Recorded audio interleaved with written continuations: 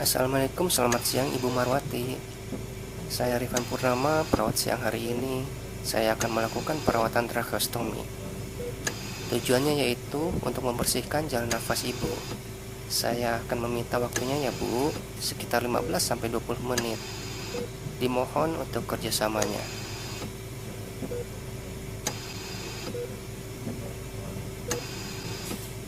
Melakukan cuci tangan 6 langkah.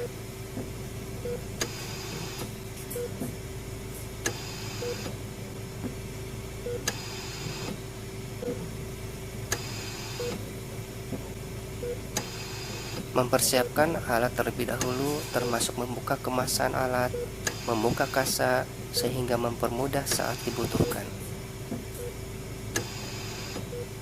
Gunakan apron.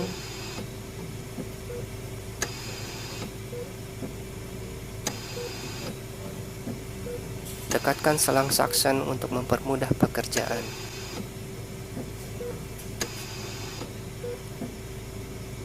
Gunakan handscoon steril.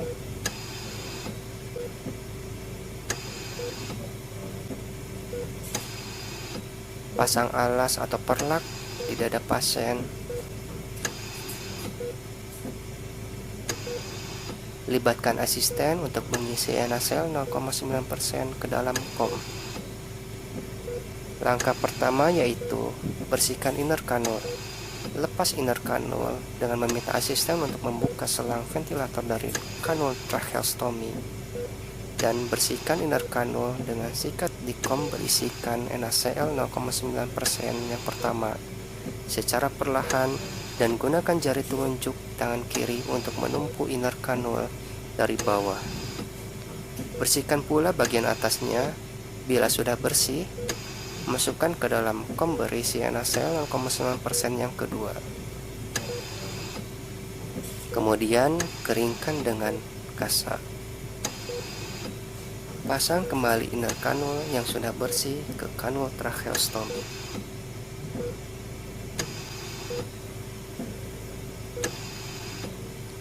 Ukur tekanan balon dengan pressure cuff dengan rentang tekanan 20-25 mm raksa atau mm hidrargyrum. Lepaskan sarung tangan dan cuci tangan kembali dengan hand rub.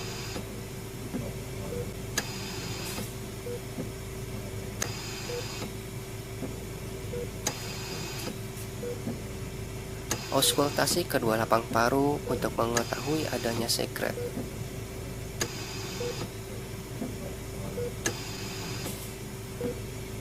Gunakan kembali handscoon steril.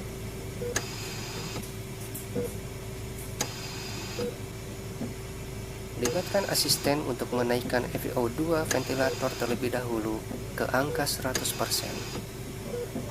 Lanjut ke langkah kedua, lakukan suctioning dengan prinsip tangan kiri on dan tangan kanan steril. Masukkan selang suction sekitar 8 hingga 10 cm atau hingga terlihat adanya refleks batuk. Kemudian tutup lubang pangkal selang dan tarik selang suction dengan hitungan 10 detik secara memutar. Pantau saturasi pasien dan dapat dilakukan berulang hingga bersih. Langkah ketiga yaitu lakukan perawatan stoma dengan menggunakan kasa yang sudah dipanjangkan dan telah diberi NaCl 0,9%. Masukkan kasa ke salah satu sela kanul dan memutar ke sela kanul yang sebelahnya. Lakukan secara bergantian untuk membersihkan stoma bagian atas dan bawah. Apabila luka stoma terdapat pendarahan, luka didep dengan kasa betadine secara sirkuler di luka stoma. Bila luka stoma terdapat pus atau radang, dapat dioleskan salep gentamicin.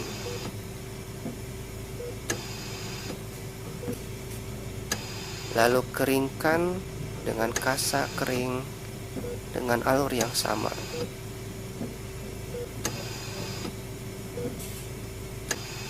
Langkah keempat, perawatan tali. Lepaskan tali yang lama dan bersihkan area leher bekas pemasangan tali tersebut dengan tisu basah atau kasa alkohol. Pasang tali yang baru bisa menggunakan strap atau tali guling di sisi terjauh terlebih dahulu melewati leher belakang dan ikatkan di sisi terdekat dan berikan space 2 jari bertumpu di ikatan tali.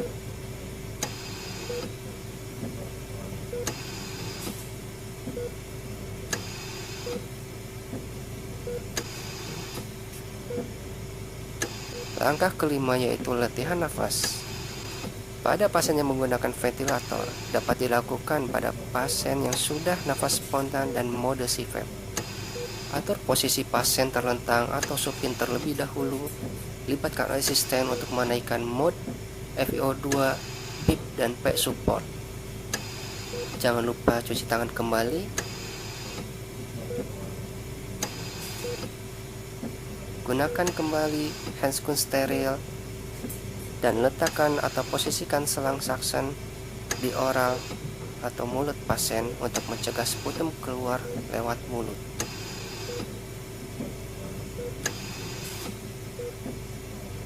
Ganti inner kanul dengan yang berpori.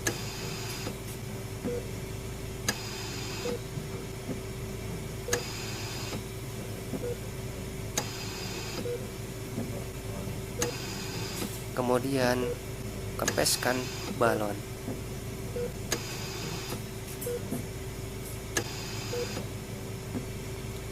Lakukan latihan nafas tersebut selama 60 hingga 120 menit dan hentikan latihan nafas jika hemodinamik dan SpO2 menurun.